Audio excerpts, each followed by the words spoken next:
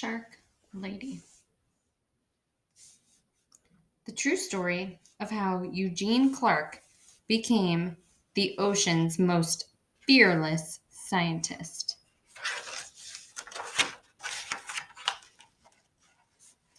The hard clam, the great white, the Atlantic cod, the long-armed hermit crab, the look down, the crown, the cow noise ray, the Atlantic croaker, the whale shark, the mermaid's purse, the Atlantic mackerel, the nurse shark, summer flounder, serpent star, the lemon shark, the northern puffer, the channeled whelk, the great hammerhead, the gag grouper, the black drum, the winter flounder, the blue runner, the blunt-nosed six-gill shark, the striped bass, a lot of different sea creatures there. Shark Lady, the true story of how Eugene Clark became the ocean's most fearless scientist. Written by Jess Keating. Illustrations by Marta McGuinness.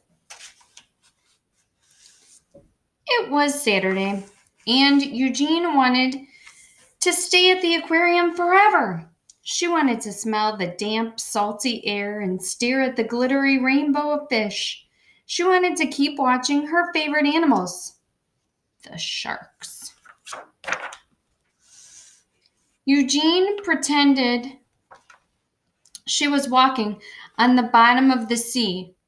What would it be like to swim with her sharks? To breathe underwater with gills of her own? More than anything, she wanted to find out.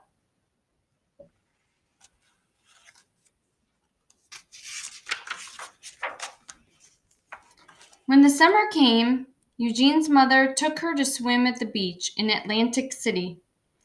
Stuffing sticky gum into her ears to keep the water out, Eugene dove down, down, down.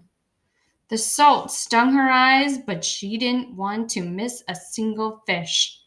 Constellations of sea stars speckled the pebbled sand.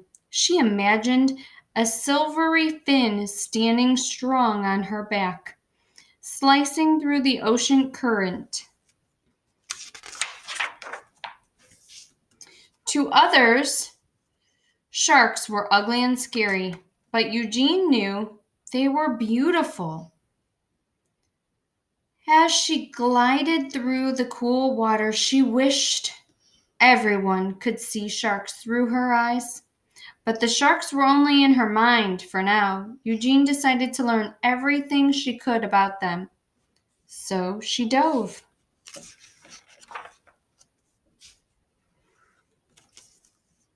This time into books.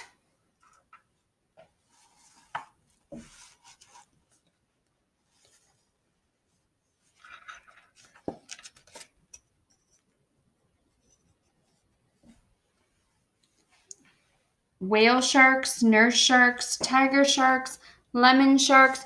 Eugene wanted to know about them all. She also joined the Queens County Aquarium Society as its youngest member. Eugene's notebooks filled with sharks. They swam in her daydreams and on the margins of her pages.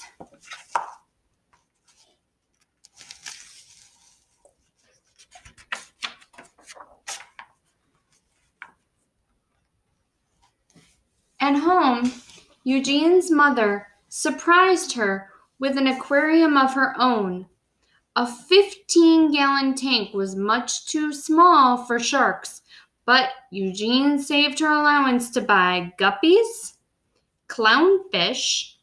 I think this kind of reminds me of Nemo, if you've ever seen that movie, and coral red snails. It felt as big as an ocean in her room, Their small apartment became an aquarium, a laboratory, and a sanctuary. As she grew older, many were still telling Eugene what to do. Forget those sharks. Be a secretary. Be a housewife.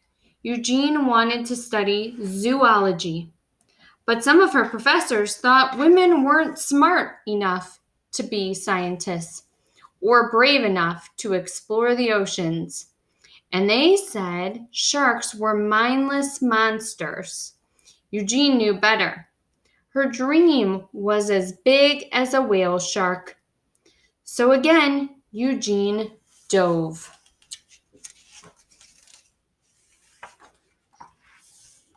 She plunged into every course she could. Her laboratory became her home. From sunrise to sunset, she studied how fish grow, how they behave, and how they put together both inside and out. Despite all the people who didn't believe in her, Eugene was becoming one of the most smartest students in her field. Even after she earned her degree, many still doubted her. But Eugene's work was just beginning.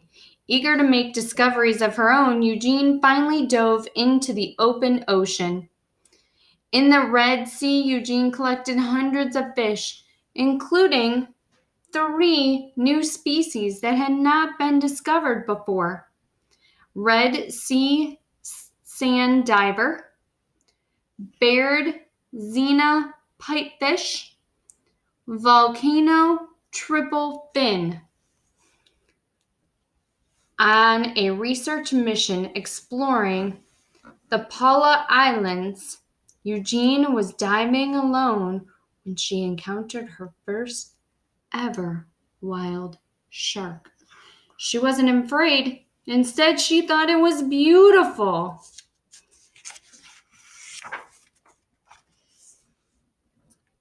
In Isla Mujeres, she dispelled the myth that sharks must keep moving to stay alive. When she swam through dark caves, still and silent, full of resting sharks, Eugene's daring heart grew bolder with each dive. Soon they began to call her Shark Lady. Eugene had proven she was smart enough to be a scientist, brave enough to explore the oceans.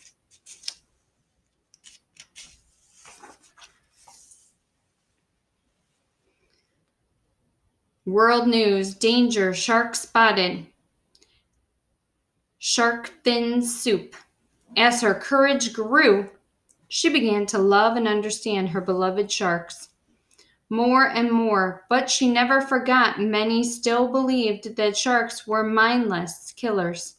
Because of their scary reputation, humans were hunting sharks all over the world. Eugene knew that sharks weren't stupid or mean.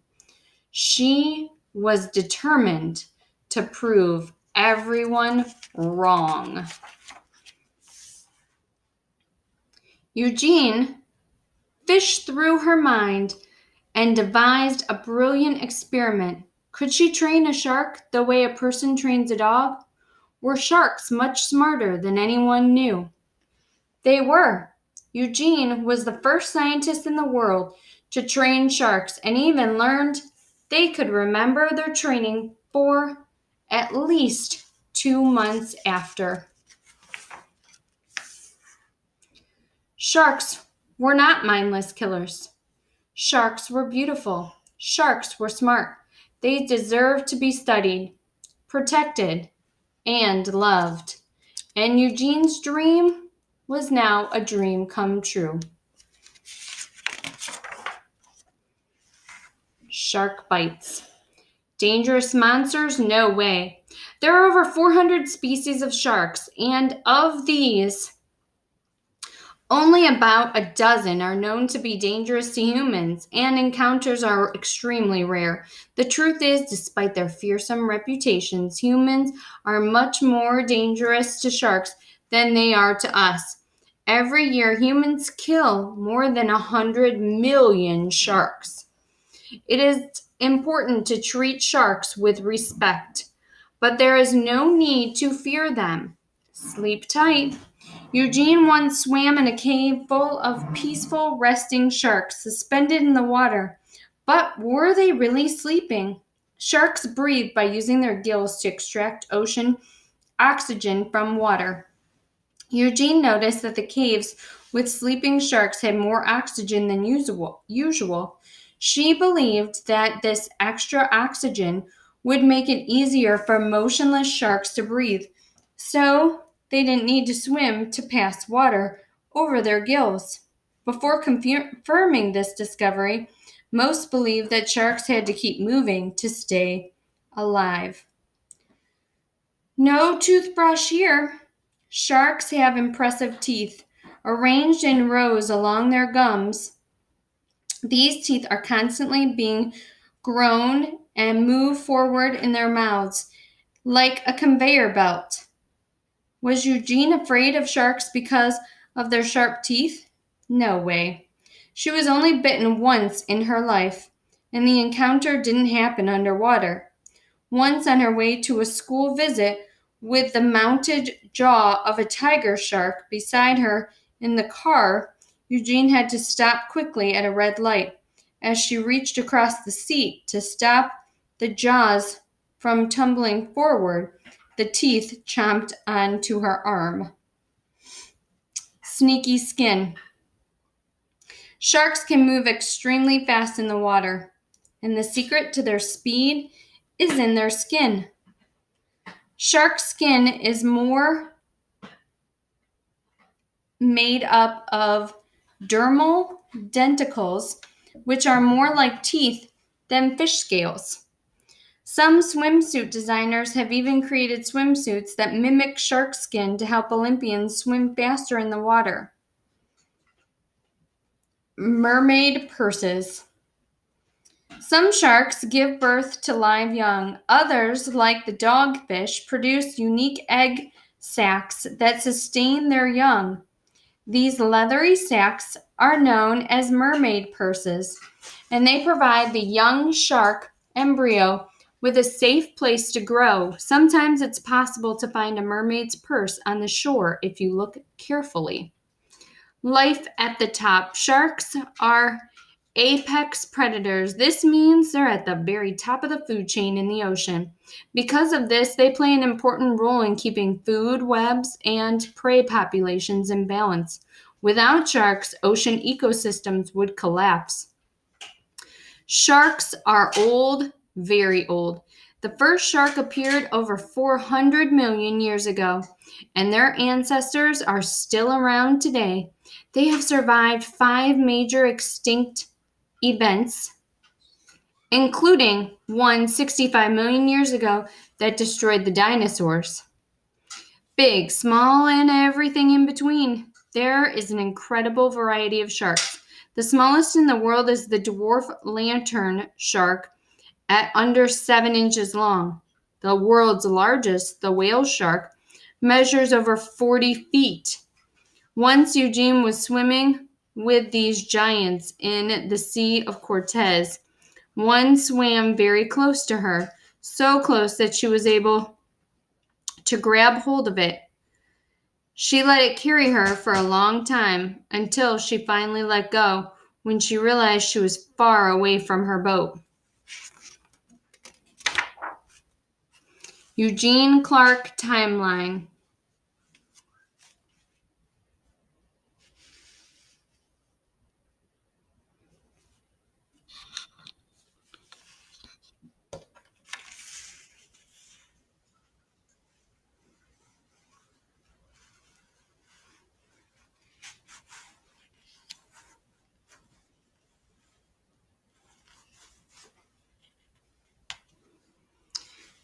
February 25th, 2015, Eugene Clark passes away in her home in the company of her family. So she was born May 4th, 1922 in New York. Her mother was of Japanese descent. Her American father, Charles Clark, passed away before Eugene was 2 years old. Author's notes. I wanted to tell Eugene Clark's story for several reasons. As a scientist, Eugene lived an incredibly life full of hard work, passion, and underlying curiosity. Through her legacy, she stood up for sharks, and in the process, stood up for herself. People assumed that sharks were evil and dumb. They also assumed that little girls shouldn't dream of swimming with them. On both accounts, she proved them wrong. Eugene's life emphasizes how much we must never let the world tell us what we can and can't do. It especially can't tell us how brave we will choose to be. I think this is a message important for young girls, boys, everyone to hear. And perhaps most importantly, as a member of the human race, I think Eugene's belief in protecting the Earth's species, no matter how different they are from us, is indeed now more than ever in need. There were many incredible tidbits about Eugene's life that I wasn't able to include in the book.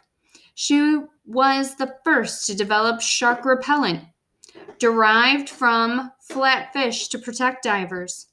She went on more than 70 submersible dives and even discovered a rare six-gilled shark, which she credits as her favorite species. She has written about her adventures in several books and over 175 scientific journals and articles. She's been featured in over 50 television programs. Nicknamed the Shark Lady, Eugene passed away at age 92 on February 25th, 2015, but her legacy lives on. The Moat Marine Laboratory, for which Eugene acted as chair for scientific research, still exists. It's a place where young scientists can explore the oceans and discover Eugene's sharks and just maybe find some of their own. For more information about Eugene and her work, you can visit moat.org online or read any of her numerous books. My personal favorite is Lady with a Spear, where she recounts an early experience diving underwater. This may read like science fiction or a dream. It isn't fiction, but it is a dream come true. I think she would be honored to inspire new dreams in young, curious minds today.